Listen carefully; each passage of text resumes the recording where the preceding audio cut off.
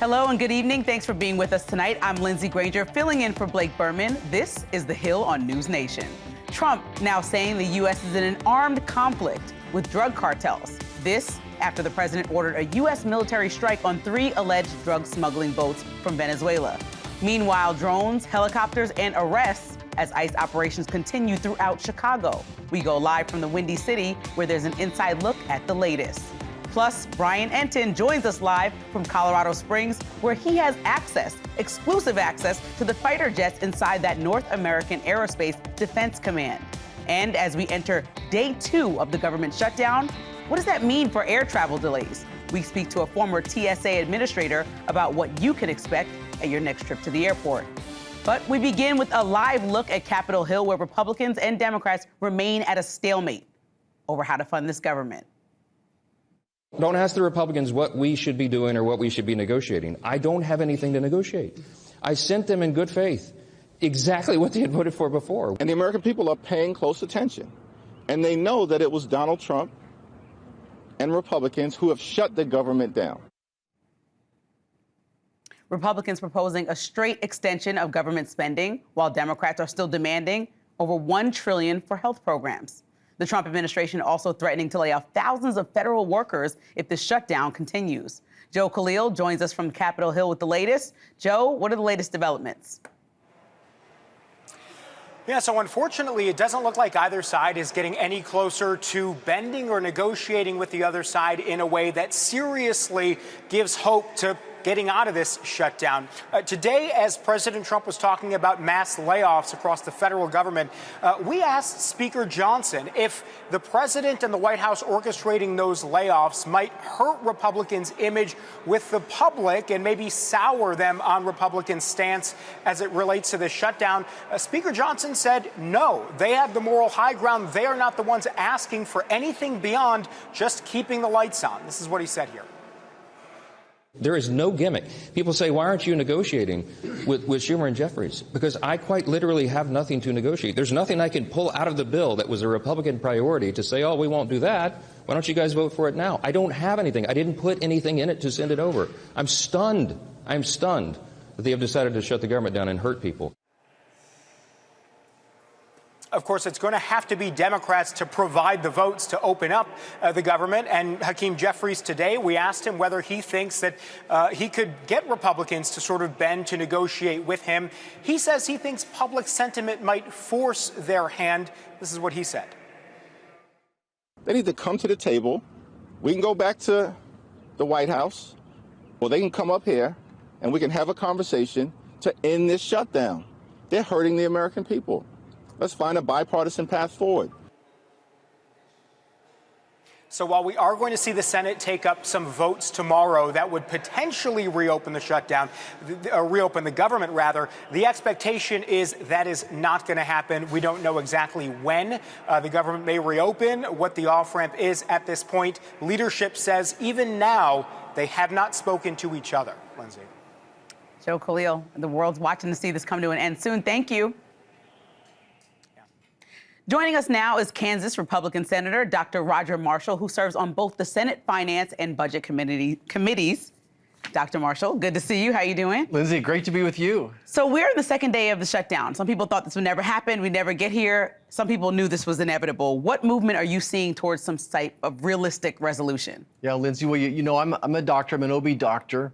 I would love to give this legislation some Pitocin right now and get this legislation moving some way, but it's not happening. And with all due respect, I think the reason why is this is a political shutdown, that Chuck Schumer has responded to the far left liberal side of his party who have forced him to shut down. They forced him to take these hostage. You know, basically they're saying that they want us to extend these COVID subsidies for health care. Look, I'm very willing to talk about those subsidies, but not in the context of keeping the government open. I think these are two separate issues. And just remind the Democrats that in a similar situation with Joe Biden as president, they passed about $2 trillion of extra spending each year.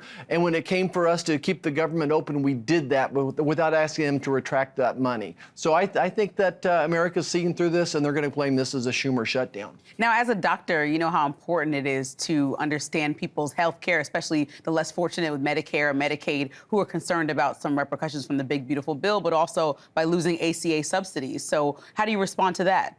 Yeah, so I think let's be a little bit more specific. The COVID subsidies were meant to expire in 5 years. The real problem with these subsidies, though, is the fraud. They've grown from $50 to $150 billion a year. We think there's $25 billion a year of fraud. We need to go back and figure out where that fraud is coming from. And then the real elephant in the room is the cost of health care. Those premiums are going to go up 20%. Premiums up 20% this year. Americans are paying 400% more for health care today than they were a couple of decades ago. So let's fall back. Let's work on the true problems. That's the cost of health care, rather than just asking the government to pay more and more of the subsidy. So one thing at a time, you're saying. So Axios has a picture I want to pull up of 7 different Democratic senators whose votes could actually be critical towards getting to your goal of ending the shutdown. Have you talked to any of your colleagues on the screen? Do you plan on talking to them? What is the next way to get them to switch their votes? Okay, I got to look who's up here. You know, I'm sure when we go back on the floor tomorrow, we'll talk with them.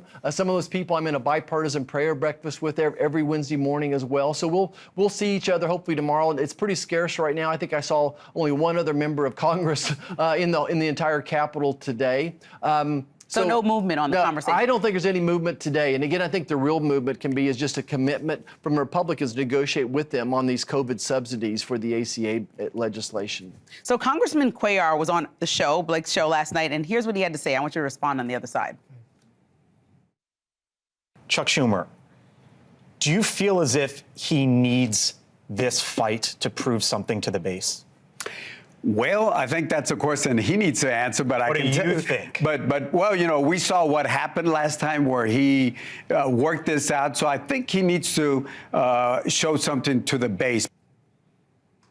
How do you respond to that? You're calling it the Schumer shutdown. Yeah, this is a political Schumer shutdown, that he is being threatened by AOC, the squad, and the left, that he's scared of a primary. But more than that, I think he's concerned that AOC and these liberals are cannibalizing their own party. So he sees his party slipping away from him. They forced him to take this hostage, the health care issues that we've talked about. And now they're asking him to shoot the hostage as well. So he's in quite a quagmire. Darn if he does, darn if he doesn't. I think what he's hoping is after a week that the far left will say, okay, enough. You shut down the government. It's time to move on. So I want to talk about one more thing, bring up a graphic. So American soybean farmers have relied on China to buy their crops for years. I mean, we've seen tariffs take hold, and soybean sales to China have dropped to virtually zero. Now, we've seen reports that the White House is planning for billions of dollars in cash bailouts to farmers. Is that enough to solve this problem, or might it be too little too late if these farms and these businesses go out of business before that help can come through? Look, 97% of rural counties voted for President Trump. He's not going to let them fail. He's got their back. This is a short gap measure. The good thing is, from our One Big Beautiful Bill, we passed legislation that's going to help with crop insurance and problems like this, but it's not going to be impactful until next year. So I think this is a bridge to the future. The other thing we can focus on, a President Trump priority, is a tax credit called 45Z, which is going to help us take these soybeans and turn them into jet fuel someday. So there's other things we can do besides trade. And by the way, we're going to have increased exports of soybeans 5 or 10% over last year. We had a steady decline in export and farm income under Joe Biden, but now we're on the way back up. Dr. Marshall, thank you so much. Good to see you. So one area where we see the shutdown impact people the most and have the biggest long-term effect is air travel. The FAA and TSA combined for almost 110,000 employees. That includes about 35,000 air traffic controllers. The FAA is furloughing 11,000 employees, the TSA 3,000 employees. That leaves about 95,000 working without pay until the shutdown has ended. Now, during the last shutdown, airport employees were hit some of the hardest. The furloughs meant many ended up being overworked, some controllers working as much as 60 hours per week without pay. Eventually, TSA agents started calling out sick in protest, with 10% of the workforce calling out in one day alone in January. Air traffic controllers sued the government. Some airports were forced to temporarily close terminals and cancel flights. So joining us now to talk about all this is former administrator of the TSA, John Pistoli. John, welcome to the show. How are you doing? Thank you. Doing well. So I want to talk about this. People are frantic and want to know kind of what the next steps are. So how does does your team, or how do former teams, how would you advise them to start communicating with the government to solve this and bring down the temperature of caused chaos from all this and passengers that are flying? Well, of course, there's much broader issues than just what happens at an airport checkpoint. And so what TSA or even DHS at large does is a small part of the overall budget impasse. That being said, there's been a minimal impact thus far on air travel because of 61,000 almost of the 64,000 TSA employees are still on job. And those are people who are working at the airport. They're known as TSOs, Transportation Security Officers, because they are considered essential in that they are exempt from furloughs. That being said, they're not being paid either. And so, as you referenced in the intro, back in 1819, where there was a 35-day shutdown, the longest shutdown, many of those TSOs who are not the highest paid government employees, some may actually look for other work, not knowing when the shutdown will be done, or called out, as they say, but called in sick because they just were uncertain of what was going to happen, and they may have actually been experiencing physical issues and things because of the stress. So morale was very low. So we're not anywhere near that point right now, just a day going on 2 days into this shutdown. But it is something to watch closely to see what will happen each day. And part of it is there hope for a better tomorrow? So if there's no discussion taking place, that doesn't engender much hope or confidence that it's going to be resolved quickly. And so hope that's is what one people thing, want. but the actual solution is another thing. So how does the TSA manage if the employees do have another boycott? Well, of course, they are subject to the rules of any federal employee that if they are essential personnel, they need to go to work. Of course, they'll be paid later whenever a budget is enacted. But until that time, they will have some short-term challenges, perhaps, and there might be a higher number and percentage of call-outs in terms of people calling in sick because of the uncertainty over whether they will be paid in a certain time. So again, 35 days, that's much too long, and I don't envision this going anywhere near that. So the TSA leadership, the TSA acting administrator, McNeil, I think is doing a great job in terms of providing the leadership and guidance with Secretary Noem to say, yes, we got your back. Just stick with us, do the professional job that you've been trained to do, and make sure that no terrorist tries to exploit this as a way of getting at a vulnerable point of the U.S. government. Now, quickly, I pulled up the TSA, My TSA app, and we show it on the screen here. And it actually gives a message that lets people know it's not being updated anytime soon until the shutdown is over. What do you say to people who are relying on this app quickly in 10 seconds about what they should do next? Well, yeah, check with your airline to see if you have flights booked and what they're saying about it. And then just prepare extra time to get through TSA security in case there are longer lines. John Pistol, thank you. You bet. Thank you. Coming up, President Trump's lesson plan, his proposed deal for 9 U.S. colleges, and what he's promising if they sign it, what he calls a compact. Plus, remember these pictures when the U.S. bombed a boat in the Caribbean? Today, the president taking an extraordinary step against drug cartels. We're live from the White House with details. And close call in the sky, Russian jets performing dangerous maneuvers near U.S. aircraft. Up next, an exclusive interview with the man in charge of NORAD, the North American Aerospace Defense Command, on why this type of threatening behavior is on the rise.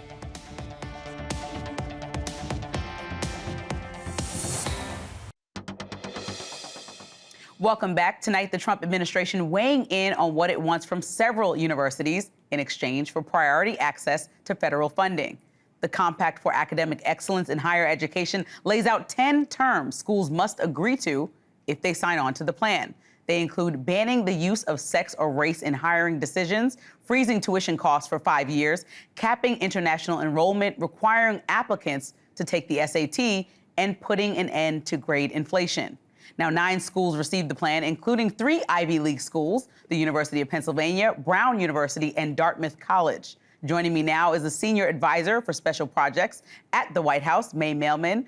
May, welcome to the show. Hey, thanks for having me. So I want to talk about this. Brown, Columbia, and Penn settled with the administration on a variety of issues, as you know. But why didn't Harvard and Columbia receive this compact? Yeah, so I think these are separate things. A lot of the deals that they've been called are past looking. They're about civil rights violations, oftentimes stemming from activity on campus following October 7th. And they're agreements from the university in order to settle those past disputes. The compact is designed to be forward-looking. What are the things that a university can do to show that they provide an excellent education, not only to signal to the Trump administration, but to signal to students, to parents, and to would-be donors? And that's what the compact is. So these really are different things. You've got one past-looking, settling past violations, one forward-looking, saying we as a university want to show that we provide a great education. So I want to play a clip of you from back in July, and then we'll talk about it right after.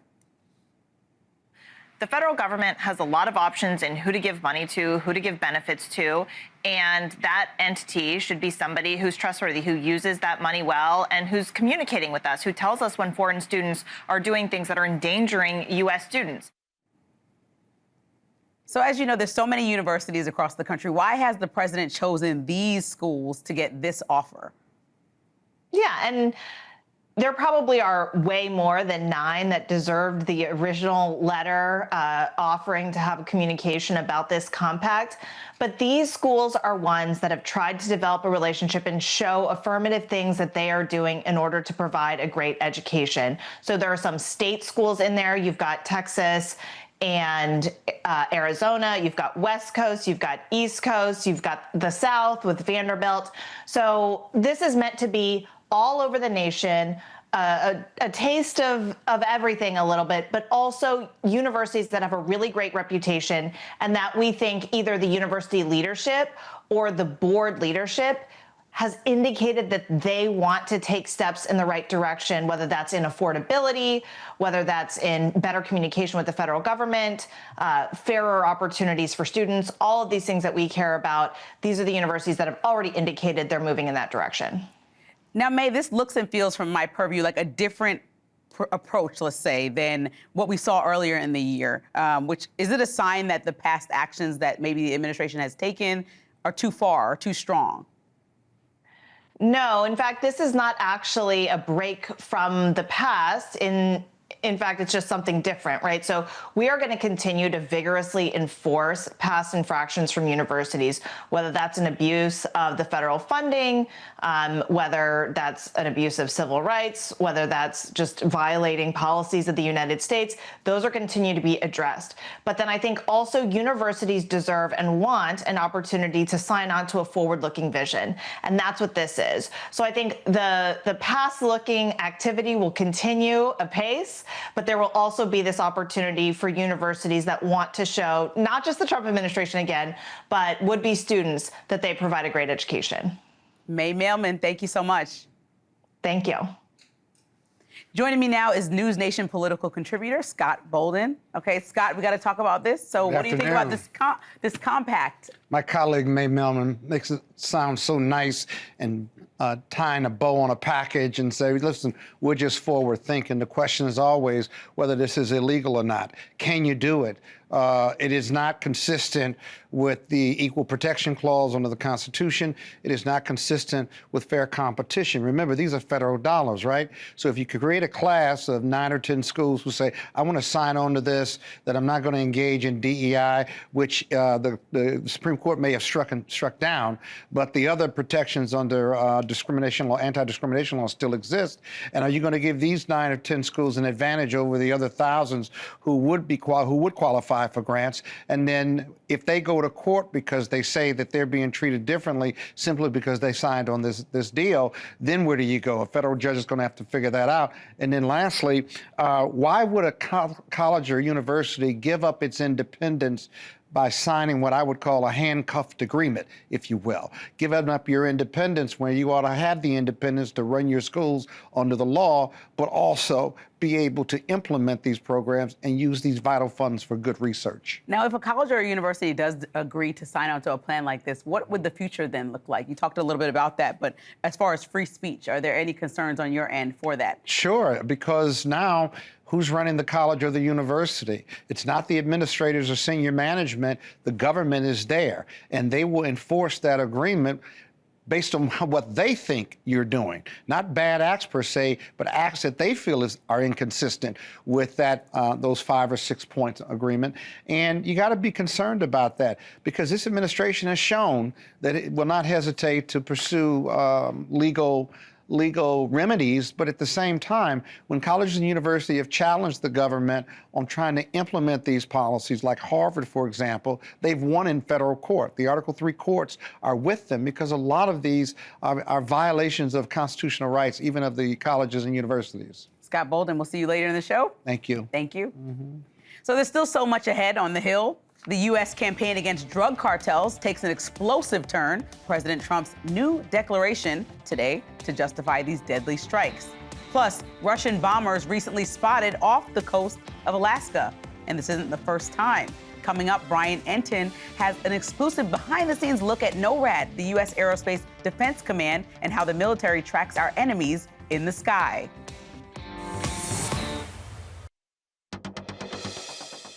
Welcome back. I'm Lindsey Granger, filling in for Blake Berman. A live look at the White House tonight with a major development in the Trump administration's war against drug cartels. After ordering strikes on several alleged drug smuggling boats, killing at least 17 people, the president is putting drug cartels on notice, informing Congress that the U.S. is now in a, quote, non-international armed conflict, according to a newly obtained memo. And in Chicago, a different kind of show of force. As ICE ramps up operations, the agency leaving no stone unturned, going so far as to deploy helicopters, trucks, and drone in the efforts. The Department of Homeland Security reporting today that they've now made over 900 arrests in Operation Midway Blitz. Our Allie Bradley is live from Chicago with a first-hand look at the operations there. But first to our Kelly Meyer live from the White House on what Trump's new declaration means for the war on drug cartels in the Caribbean. Yeah, hey there, Lindsay. So this really indicates that the president isn't done with his strikes on drug cartels and could be laying the groundwork to strike within Venezuela. This follows those 3 recent deadly strikes on alleged drug smuggling boats in the Caribbean. The White House telling us tonight, quote, the president acted in line with the law of armed conflict to protect our country from those trying to bring deadly poison to our shores. And he is delivering on his promise to take on the cartels and eliminate these national security threats from murdering more Americans, end quote. The president threatened more action just this week. Take a listen. If you try to poison our people, we will blow you out of existence, because it's the only language they really understand. That's why you don't see any more boats on the ocean. You don't see any boats. Around Venezuela, there's nothing. There is still the question of legality of these strikes. We were able to confirm reporting tonight that senators on both sides of the aisle pressed the Pentagon's top lawyer in a closed-door meeting on Wednesday about the legal basis for the military's attacks on alleged drug cartels in the Caribbean. I want to add that the chief Pentagon spokesman told NewsNation, confirming the briefing, saying the information discussed in the briefing is classified in order to protect national security. Lindsay. Kelly Meyer, thank you. Now to our Allie Bradley, who's been embedded alongside agents that are pulling out all their stops in their operations targeting illegal immigrants in the Chicago area. Yeah, hey, Lindsay. So right now we can tell you the Trump administration making good on its promise to bring that show of force to Chicago. We have seen federal agents and officers really operating very visibly in recent days out in Chicago and its neighboring areas. Now, one piece of footage that we just got our hands on actually is in the Bronzeville area. This actually took place at a shelter where you can see vans roll up. You see a chase ensue, but we talked with Border Patrol about what happened, and they say agents were actually there staging, trying to target someone else. It had nothing to do with the shelter at all, but when they pulled up nearby across the street, people started running from the front of that shelter. So they ended up arresting 3 individuals who they say are all here illegally. They say they never actually entered the shelter. Now, we have been on scene when they have been operating in the south side of Chicago as well, in the South Shore neighborhood, namely in an overnight operation where they were targeting suspected Tren de Aragua members in a 5-story apartment complex. Now, our DHS sources tell us that 37 illegal immigrants were arrested in that bust, and some of them were suspected Tren de Aragua members. Of course, TDA designated as a terrorist organization under the Trump administration. But this all comes as there's that talk of the troop deployment. 100 National Guard soldiers could be coming to Chicago. The Pentagon saying that they're mulling over what day that deployment will come. But the governor here saying that all of these operations are racially targeted. He's saying that he expects, despite this shutdown, that this will continue. And he's exactly right. It's going to continue, Lindsey, because we heard from Chief Bovino, who said those operations will continue until the, quote, job is done. Lindsey? Allie Bradley, thank you. Now, recently, Russian fighter jets have been getting close to Alaska's airspace, scrambling U.S. jets into the sky. These types of provocations are on the rise, already surpassing the number of incidents like this we saw last year. The Chinese have even flown alongside the Russians in our air defense zone before. Our Brian Enton is here with an exclusive look inside NORAD, the base inside Colorado that's tasked with defending the country from threats like this. Brian? Hi, Lindsey. We're outside Peterson Space Force Base right now. We went inside the Cheyenne Mountain yesterday. We showed Blake. We went a mile into this secret military base. It was really, really eye-opening. But we've also been learning about these incursions. You mentioned it, these Russian jets that are repeatedly coming very, very close to U.S. borders. A Russian fighter jet off Alaska forces the ultimate close call, nearly bringing a routine intercept by an American F-16 to the brink of war. Would you be the person who would have to make the call whether to shoot a plane down? Well, I'm one of them that could, yes.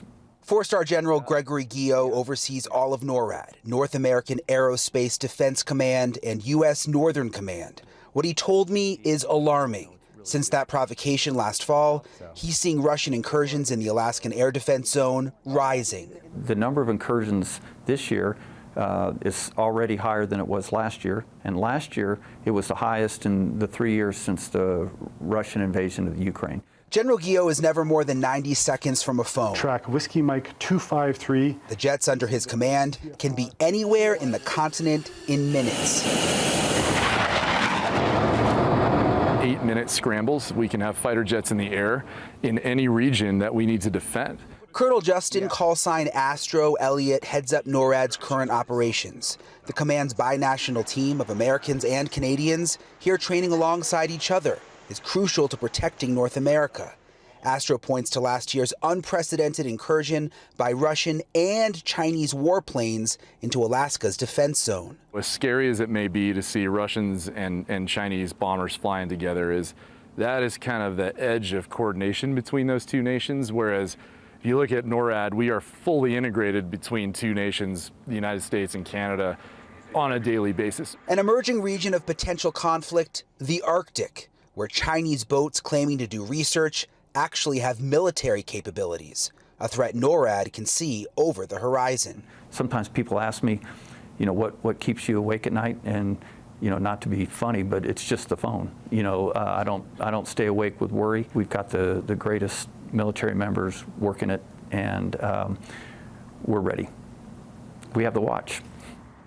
And it really can get so tense for these pilots, Lindsey. When they get called, they only have minutes to get the fighter jets up. They have to go meet the Russian planes that are getting close to the border. And as you saw in one of those videos, sometimes these Russian pilots will try to antagonize our pilots, and our pilots just have to keep their cool.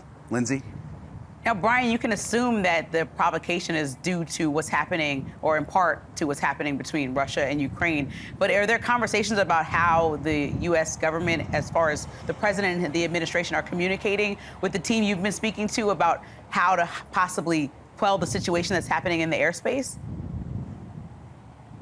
Well, it's interesting that four-star general who I interviewed, he had literally just gotten off a plane. He was in D.C. for that meeting with Hegseth and Trump, and then flew back, and we did the interview here. But, they're very careful about what they'll say. And so far, these Russian planes haven't actually come into our airspace. They go into that buffer zone. If they came into our airspace, you heard him say it, he has the authority to tell the fighter pilots to shoot them down. Yeah, I heard the words frightening, scary. I think most Americans would agree. Brian Enton, thank you so much. Thanks, Lindsey.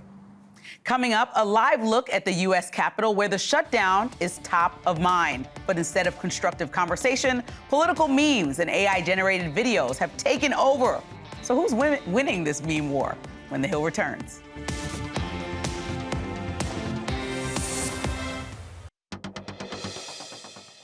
Welcome back to The Hill. I'm Lindsey Granger, filling in for Blake Berman. With the government shutdown officially in full swing, millions of Americans, from everyday citizens to government workers, are waiting to see what our elected officials are doing to end the deadlock. Will it be late-night backroom negotiations among dignitaries, perhaps stately discourse reminiscent of our founding fathers? Well, so far it's a meme war. With Democrats and Republicans each blaming each other for the shutdown, both sides have armed themselves with cell phones, meme generators, and even some AI to get their points across. This one from President Trump launching a firestorm. Look, guys, there's no way to sugarcoat it. Nobody likes Democrats anymore. We have no voters left. Hakeem Jeffries called the video racist and challenged Trump to say it to his face. Republican Congresswoman Ana Paulina Luna, who happens to be Mexican-American, contributed to the fray, writing, quote, "Who wore it better?" seemingly unoffended. But Jeffries wasn't above coming back at the president with this image of Donald Trump and Jeffrey Epstein, along with the caption, "Well, this is real." The minority leader of the House also targeted the vice president and his defense of the president's sombrero meme. Is it helpful to post pictures of Leader Jeffries in a sombrero if you're trying to have good faith talks with him? Oh, I think it's funny. The president's joking, and we're having a good time. You can negotiate in good faith while also poking a little bit of fun at some of the absurdities of the Democrats' positions. So listen, does either party have the edge here, or is this a case of when our leaders resort to memes, we're pretty much all losing? Full panel with me to break this down. T.W. Arrighi, Vice President of the Push Digital Group, A. Scott Bolden, NewsNation political contributor, Jessica Anderson, former budget official in the first Trump administration, and Dan Kanian, former Battleground States Director for the Biden and Harris campaigns. Panel, thank you guys. Welcome. Let's talk about it. So is somebody winning the meme war? Is it kind of a truce? Is this worth it? Are we actually getting anywhere to end the shutdown for the Americans? I'll start with you, Scott. I think it's all very immature given what's at risk here. I don't think the White House ought to be putting out racist or sexist memes as they did, and I know why Hakeem Jeffries was offended by it. Not just coming from the White House, but being an African-American. Those are never funny. Now, having said that, and then seeing the memes go back and forth, none of it's very serious, if you will. And I hate to be like a prude and say, can't you take a joke? But it's never a joke when it's race-based and you're an African-American or brown or a Hispanic in this country, especially over such a serious issue. So Ana Paulina Luna laughed about it. She kind of, is there, J.D. Vance said it's a joke. What's your take? Yeah, you got to remember, Donald Trump also put himself in a sombrero doing similar actions in a follow-up meme. Look, this is the tenor of politics right now, and it has been for a while. Donald Trump has found what he believes to be an effective communication tactic, using these memes, using humor, using unorthodox ways of making his point. I think it's incumbent upon all of us. The Democrats always jump immediately to the outrage of the post, and I have no doubt that some people might be offended by it. I have no doubt that there is a variety of opinions. My point is that we have litigated this at the ballot box. Donald Trump won with the broadest coalition, of a diverse coalition ever for a Republican, and the message he is trying to send is underscoring why he believes the Democrats are shutting this government down. But he can do that without being racially offensive. And nothing's funny if it's racially offensive. And the other memes that followed back and forth, right? I guarantee you weren't racially offensive or sexist towards an individual. But it coming from the White House just shows that this White House doesn't care about being racially divisive. In fact, that's a talking point for them when he talks about the Democrats and then he puts this meme out about an African-American leader of the Democratic Party. I don't know. The cat memes today that the Democrats put out were pretty sexist. So I think both sides have potentially stepped over the line. And I think what is going on here, to the point of how do you actually get the attention of the American people? And I think that's unfortunately where we are as a culture. You use these political cartoons and memes to capture the attention and then to educate. And what isn't a joke is actually what's happening right now on day 2 of this shutdown, where you have Democrats refusing to vote and support a bill that they already supported the funding levels for in March of this year. 9 Democrats voted for this exact same funding level that now is being held hostage. So how do we get out of this? Is it more memes, or do Democrats actually come back to the table and recognize that they voted for this funding level before, they can do it again, and then they can go on to more serious things that we all want them to focus on, which is how to deal with health care, how to deal with the immigration crisis, how to deal with the economy. I'm glad you went there, Jessica, because I think you're right that the meme itself is a way to cut through, but that's not the issue here. Raphael Warnock shared, instead of memes, screenshots of the health insurance premium increases his constituents are sending to him. The difference between March and now is that between then and now, Republicans crawled over broken glass. Broken glass to deliver $4.5 trillion of tax relief to billionaires.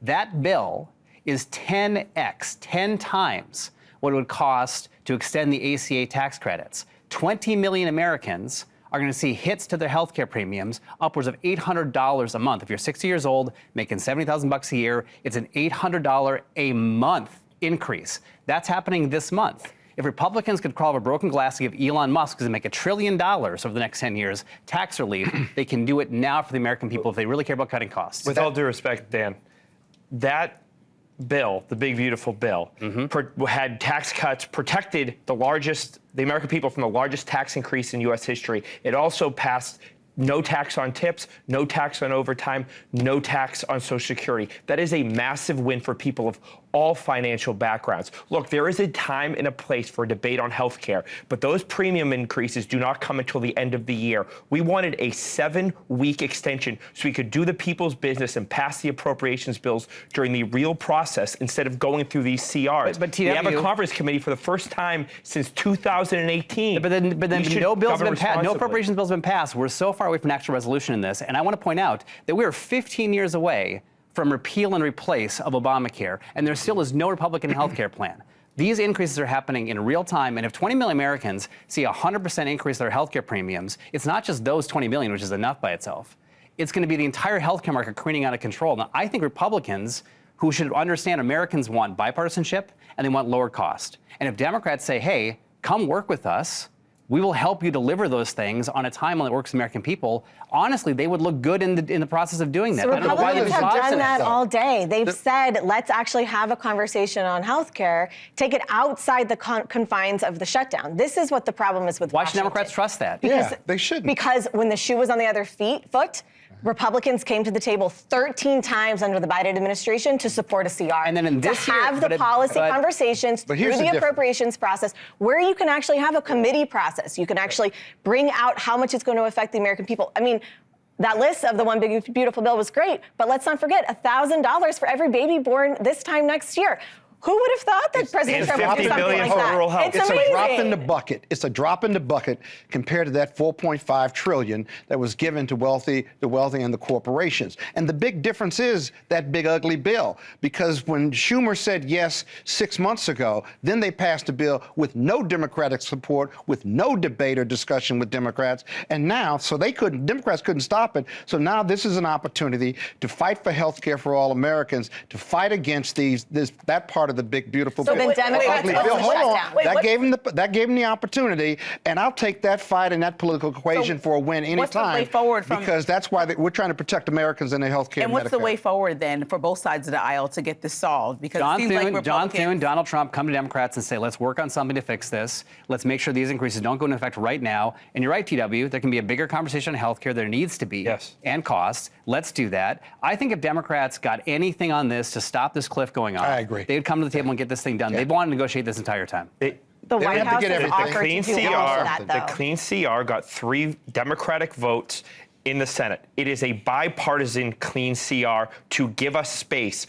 These increases for premiums, the tax credits, the subsidies, they expire at the end of the year. It is irresponsible for the Democrats to shut the government down at such a perilous time while holding out for this issue. Big Beautiful Bill's been litigated. It passed. Do the responsible thing, open the government, and then have the discussion. All right, guys, we got to leave it there. No reason to trust that, though. We got Well, the Republicans. We're going to be talking about this every day until this government opens back up. So true. Plenty of another time. thing. Save yourself. Coming up, thank you guys. Coming up, why Elon Musk is taking on Netflix. A look at what's trending next.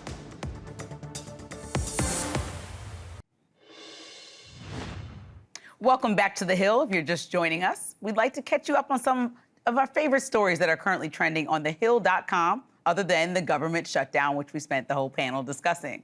So ICE officers to patrol Super Bowl over Bad Bunny halftime show. The performer from Puerto Rico is an American citizen. He is openly critical of the Trump administration and advocates for immigrant communities. Also trending, Elon Musk digs in on cancel Netflix crusade. The billionaire is leading a campaign to encourage the cancellation of Netflix subscription, all because of an animated show that features a transgender character. And finally, Conor McGregor says he'll fight in the White House UFC match. Done, deal, signed, delivered, despite not having competed for years. The former UFC champion says he will be part of the June 2026 fights to be held at the White House. To check out these stories and more, visit thehill.com. You can also see Blake's Morning Report newsletter. Just scan that QR code right there on the screen to sign up. Coming up on Elizabeth Vargas Reports, she'll be talking to a college freshman who's living out his dream of playing football at 58 years old. This guy is breaking record after record. That's just minutes away. Thanks for watching The Hill on News Nation. Elizabeth Vargas Reports starts right now.